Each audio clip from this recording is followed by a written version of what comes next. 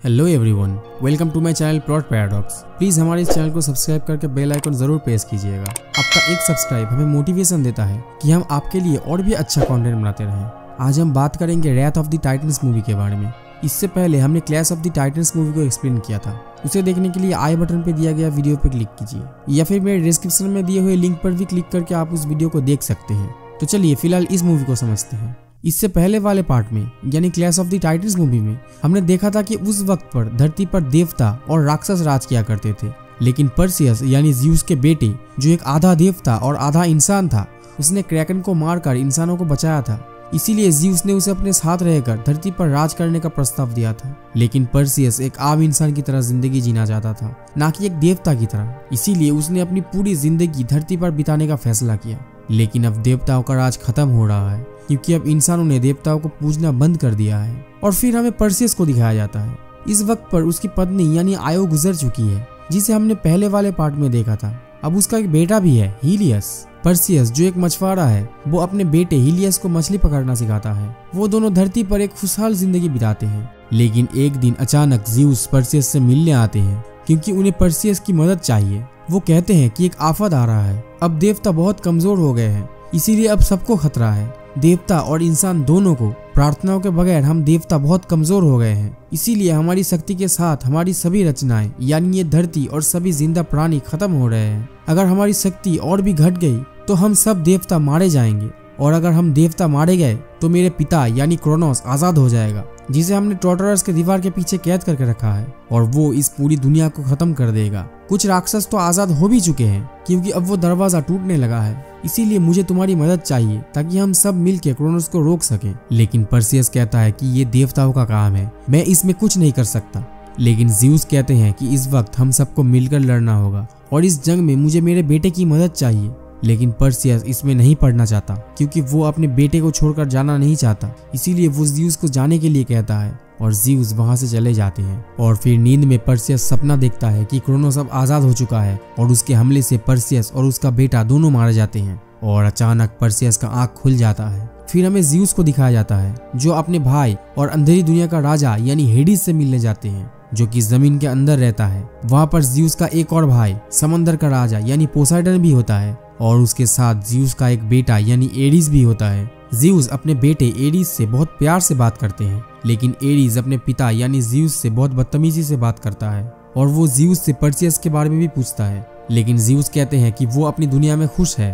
और अब वो तीनों मिलकर हेडिस से मिलने जाते हैं, और वहां पर हम टार्टारस के दीवार को भी देखते हैं जहाँ क्रोनोस और कई सारे राक्षस कैद हैं। और ये जगह हेडिस की नगरी में होता है यानी पाताल लोक में। और फिर हेडिस सामने आता है।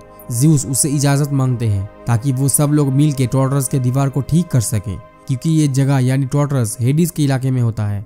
लेकिन हमेशा की तरह हेडिस ज़्यूस के ऊपर बहुत गुस्सा होता है क्योंकि ज़्यूस ने चालाकी से हेडिस को काली दुनिया यानी पाताल लोक का राजा बनाया था, जहाँ उसे हमेशा के लिए अकेला रहना पड़ा, और ज़्यूस ने सब कुछ अपने पास रख लिया। इसीलिए हेडिस ज़्यूस और पोसाइडन पर हमला कर देता है, जिससे पोसाइडन घायल हो जाते हैं। और एरिस यानी ज़्यूस का बेटा वो ज़्यूस पर हमला करके उन्हें बेहोश कर देता है, क्योंकि हेडिस और एरिस पहले से ही एक दूसरे से मिले हुए थे। और ज़्यूस को मारकर एरिस उनके हथियार छीन लेता है और अपने पास रख लेता है। और अब जमीन के अंदर से बहुत सारे राक्षस निकलने लगते हैं क्योंकि टार्टारस का दरवाजा अब टूटने लगा है। और एक राक्षस पर्सियस के गांव में भी हमला कर देता है, और ये देखकर पर्सियस अपना तलवार निकालता है, वही तलवार जिसे ज़्यूस ने पर्सियस को दिया था और जिसकी मदद से पर्सियस ने मेड्यूसा को मारा था। और अब वो राक्षस गांव वालों के ऊपर हमला कर देता है। उस राक्षस का 2 सर होता है और वो अपने मुंह से आग निकल सकता है। अब पर्सियस उस राक्षस पर हमला करता है, लेकिन इससे उस राक्षस पर कुछ भी असर नहीं होता। और अब वो राक्षस पर्सियस के ऊपर हमला कर देता है, लेकिन वो राक्षस एक लोहे के जंजीर में फंस जाता है। और इस मौके का फायदा उठाकर पर्सियस उस राक्षस को मारने में कामयाब हो जाता है। इसके बाद पर्सियस अपने बेटे को लेकर एक टूटे हुए मंदिर में जाता है ताकि वो अपने पिता यानी ज़्यूस से बात कर सके। लेकिन पर्सियस के बुलाने पर भी ज़्यूस वहां पर नहीं आता क्योंकि हेडिस और एरिस दोनों मिलकर उन्हें पकड़ कर रखा होता है। लेकिन पर्सियस की प्रार्थना सुनकर पोसाइडन वहां पर आते हैं। वो बहुत कमजोर होते हैं। वो पर्सियस को बताते हैं कि हेडिस और एरिस इंसानों के खिलाफ जाकर राक्षसों से मिल गए हैं। सभी देवता कहीं गायब हो गए हैं। कुछ बुरा होने वाला है, बहुत ही बुरा।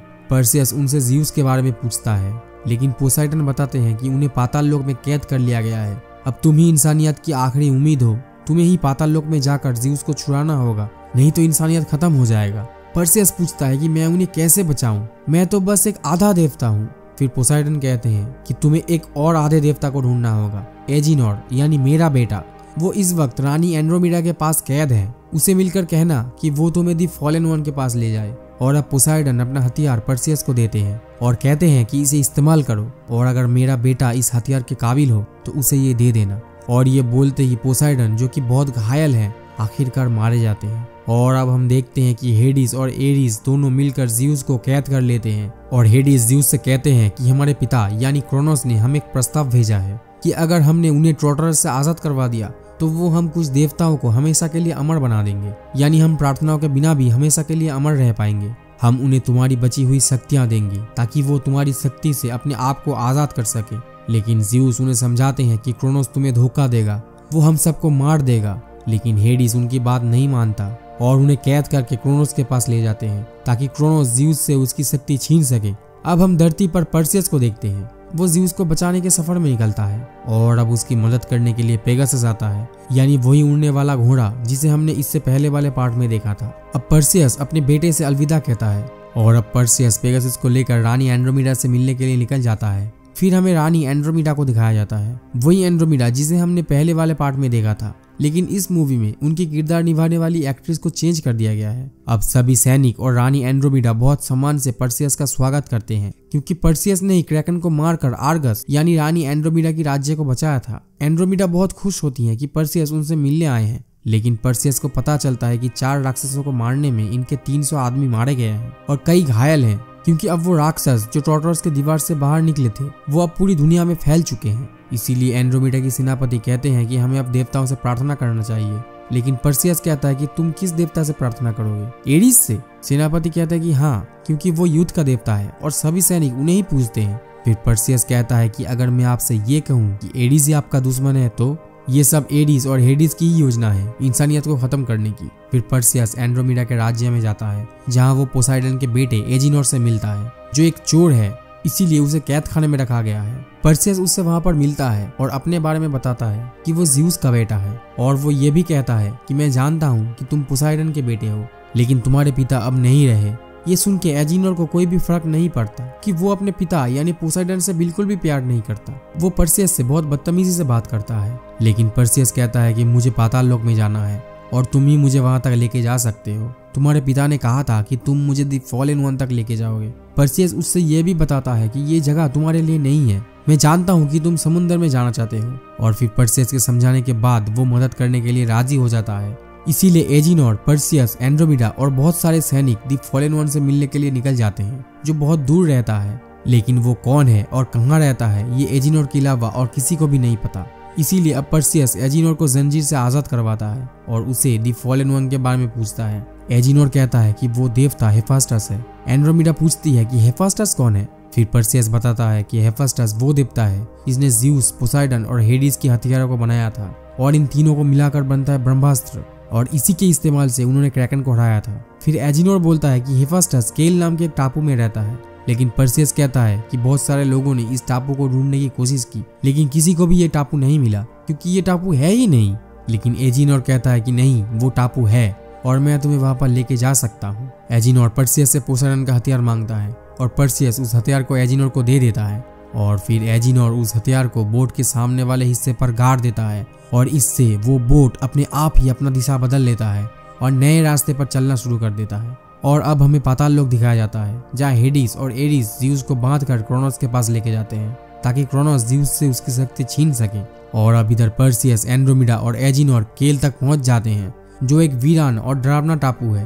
अब वो लोग टापू में हेफास्टस को खोजने के लिए निकलते हैं, लेकिन उन्हें उस टापू में बहुत सारे फंदे दिखाई देते हैं जो किसी को पकड़ने के लिए बिछाया गया है। लेकिन तभी उनमें से एक आदमी का पैर एक फंदे में टकराता है और वो फंदा जोर से ऊपर उठ जाता है, और तभी इस टापू में कुछ हलचल होने लगता है। लेकिन वो लोग बिना रुके आगे बढ़ते हैं और चलते चलते एजिनोर का पैर एक फंदे में फंस जाता है और वो एक पिंजरे में कैद होकर हवा में लटक जाता है। और अब वहां पर भयंकर भयंकर आवाजें सुनाई देता है और अचानक एजिनोर को कोई खींचने लगता है और वो कहीं गायब हो जाता है। अब जंगल के अंदर से कोई परसियस के ऊपर हमला करता है और धीरे धीरे जंगल के अंदर से एक बहुत बड़ा दैत्य बाहर निकलता है। वो परसियस के ऊपर हमला कर देता है और उसके साथ एक और दैत्य होता है जो बाकी बचे हुए लोगों पर हमला कर देता है। वो लोग जैसे तैसे करके इनसे बचते रहते हैं और अब वो दैत्य एंड्रोमेडा और उसके एक साथी को मारने ही वाले होते हैं, लेकिन पर्सियस के ऊपर जिस दैत्य ने हमला किया था, पर्सियस के तलवार से वो दैत्य घायल हो जाता है और उसकी चीख सुन के वो दूसरा दैत्य भी उन्हें छोड़कर उसके पास चला जाता है। और अब पर्सियस और उसके साथी मिलकर उस दैत्य को उसके ही जाल में फंसा देते हैं और अब वो दूसरा दैत्य भी उनके पास आ जाता है। इसीलिए पर्सियस उस दैत्य को मारने की धमकी देता है और अब वो पोसाइडन की हथियार को निकालता है और तभी वहां पर एक और बुरा दैत्य आ जाता है। वो इन दोनों दैत्य को रोकते हैं और उसके पास एजिनोर भी होता है, वो उसे छोड़ देता है और अब वो लोग पोसाइडन की हथियार को देखकर पर्सियस के सामने झुक जाते हैं। फिर हमें पाताल लोक दिखाया जाता है जहां अब क्रोनोस ज़्यूस की शक्ति खींचना शुरू कर देता है और इससे ज़्यूस बहुत कमजोर होने लगते हैं और ये देखकर अंदर ही अंदर अब हेडिस को एहसास होने लगता है कि वो जो कर रहा है शायद वो गलत है, क्योंकि वो अब भी अपने भाई ज़्यूस से प्यार करता है और उसकी परवाह करता है। और फिर इधर धरती पर वो तीन दैत्य पर्सियस और उसके साथियों को हेफेस्टस तक पहुंचा देते हैं। अब वो लोग हेफेस्टस से मिलते हैं और हेफेस्टस पर्सियस को देखते ही पहचान जाते हैं कि वो ज़्यूस का बेटा है। अब पर्सियस उन्हें बताता है कि ज़्यूस को कैद कर लिया गया है ताकि क्रोनोस आजाद हो सके और वो ये भी बोलता है कि हमें आपकी मदद चाहिए उन्हें बचाने के लिए ताकि हम क्रोनोस को रोक सके। लेकिन हेफेस्टस पर्सियस की बातों पर बिल्कुल भी यकीन नहीं करता। वो बताते हैं कि अगर क्रोनोस आ रहा है तो तुम्हें उनसे कोई भी नहीं बचा सकता। लेकिन पर्सियस कहता है कि आपने देवताओं के लिए हथियार बनाया, आपको हमारी मदद करनी ही पड़ेगी। लेकिन हेफेस्टस का मानसिक संतुलन भी ठीक नहीं होता, इसीलिए एंड्रोमेडा बहुत प्यार से उसे समझाती है कि आपको हम इंसानों की मदद करनी पड़ेगी और एंड्रोमेडा की बातें सुनकर वो मदद करने के लिए राजी हो जाते हैं। फिर वो उन लोगों को टॉर्टरस का नक्शा दिखाते हैं, यानी ज़्यूस जहाँ पर कैद है, क्योंकि टॉर्टरस को बनाने वाले भी हेफेस्टस ही है। अब वो उन्हें टॉर्टरस तक जाने वाले एक गुप्त रास्ते के बारे में बताते हैं। वो एक भूल भुलैया होता है जहाँ से होते हुए टॉर्टरस तक पहुंचा जा सकता है। और अब हम टॉर्टरस में ज़्यूस को देखते हैं जिसकी शक्ति क्रोनोस खींच रहा होता है और अब हम क्रोनोस को भी देखते हैं जो अभी भी जिंदा नहीं है, लेकिन जैसे ही वो ज़्यूस की पूरी शक्ति खींच लेगा तब वो फिर से जिंदा हो जाएगा। और अब हेडिस को भी ये एहसास हो जाता है कि वो जो भी कर रहा है वो गलत कर रहा है। और फिर इधर धरती पर हेफेस्टस भी पर्सियस के साथ जाते हैं ताकि वो उन्हें टॉर्टरस तक पहुंचा सके और आखिरकार वो लोग उस भूल भुलैया के दरवाजे तक पहुंच जाते हैं। लेकिन तभी अचानक एरिस वहां पर हमला कर देता है, क्योंकि एंड्रोमेडा की एक सहेली एरिस से प्रार्थना कर रही थी और इसीलिए उसे इन लोगों के ठिकाने के बारे में पता चल गया। उसका सामना कोई भी नहीं कर पाता, यहाँ तक कि पर्सियस भी नहीं, क्योंकि एरिस युद्ध का देवता है। वो एक पूरा देवता है, पर्सियस की तरह आधा देवता और आधा इंसान नहीं, इसीलिए वो बहुत शक्तिशाली होता है। अब हेफेस्टस उस भूल भुलैया के दरवाजे को खोल देता है, लेकिन वो दरवाजा सिर्फ कुछ ही सेकंड के लिए खुलता है, इसीलिए उन्हें जल्दी करना होगा। लेकिन एरिस उन्हें अंदर जाने नहीं देता और वो उस लड़की को भी मार देता है जिसने उससे प्रार्थना की थी। और इसीलिए इन सब की जान बचाने के लिए हेफेस्टस एरिस के ऊपर हमला कर देते हैं। लेकिन हेफेस्टस अब बहुत बूढ़े हो चुके हैं, इसीलिए वो एरिस का सामना नहीं कर पाते और एरिस उन्हें मार देता है। लेकिन तब तक पर्सियस, एंड्रोमेडा और एजिनोर उस भूल भुलैया के अंदर चले जाते हैं और फिर वो दरवाजा बंद हो जाता है। अब हेफेस्टस तो मार जाते हैं, इसीलिए एजिनोर उस नक्शे को पढ़ने की कोशिश करता है, लेकिन वो भूल भुलैया इतना बड़ा होता है कि उन लोगों को कुछ भी समझ में नहीं आता कि आगे कहाँ जाना है, इसीलिए वो गोल गोल घूमते रहते हैं। और अब पर्सियस को उस भूल भुलैया में अजीब अजीब आवाजें सुनाई देता है। वो आवाजें उसे उसके नाम से पुकारते हैं और उससे पूछते हैं कि तुम्हारा बेटा कहाँ है। और अब सिर्फ पर्सियस को ही नहीं बल्कि एंड्रोमेडा और एजिनोर को भी अलग अलग आवाजें सुनाई देता है, यानी ये भूल भुलैया इन्हें एक दूसरे से अलग करना चाहते हैं। लेकिन वो लोग आगे बढ़ते रहते हैं और अब एंड्रोमेडा को अपनी सहेली भी दिखाई देती है जिसे एरिस ने कुछ ही देर पहले मार दिया था। वो उसे बुलाती है, लेकिन एंड्रोमेडा समझ जाती है कि ये असली नहीं है। अब इन तीनों के ऊपर ये भूल भुलैया हावी होने लगता है, इसीलिए ये आपस में झगड़ने लगते हैं। लेकिन तभी इस भूल भुलैया की दीवारें अपने आप ही बंद होने लगते हैं, इसीलिए अब ये तीनों भागने लगते हैं। लेकिन पर्सियस उनसे अलग हो जाता है और अब उसे वहां पर अपना बेटा यानी हीलियस दिखता है जो पर्सियस से बात करता है। लेकिन पर्सियस उससे बोलता है कि तुम असली नहीं हो। और तभी एक राक्षस उसके ऊपर हमला कर देता है। ये राक्षस ही अलग अलग रूप धारण करके इन्हें भटकाने की कोशिश कर रहा था, लेकिन पर्सियस उस राक्षस को मारने में कामयाब हो जाता है और एक बार फिर से वो भूल भुलैया अपना रास्ता बदल लेता है। और अब एंड्रोमेडा और एजिनोर को पर्सियस मिल जाता है और आखिरकार वो लोग टॉर्टरस तक पहुंच जाते हैं। और अब इधर धीरे धीरे क्रोनोस ज़्यूस से उसकी पूरी शक्ति छीन रहा होता है और ज़्यूस धीरे धीरे मरने लगते हैं। और आखिरी वक्त पर ज़्यूस हेडिस से माफी मांगते हैं। वो बोलते हैं कि मैंने तुम्हारे साथ जो भी किया इसके लिए मेरे भाई तुम मुझे माफ कर देना। मैंने ही तुम्हें काली दुनिया का राजा बनाया, जहाँ तुम्हें हमेशा के लिए अकेला रहना पड़ा। तुम चाहकर भी किसी से नहीं मिल सके। क्या तुम इसके लिए मुझे माफ कर सकते हो? क्योंकि तुम अभी जो मेरे साथ कर रहे हो, इसके लिए मैंने तुम्हें माफ कर दिया। मुझे आजाद कर दो। मैं जानता हूँ अभी भी तुम्हारे अंदर अच्छाई जिंदा है।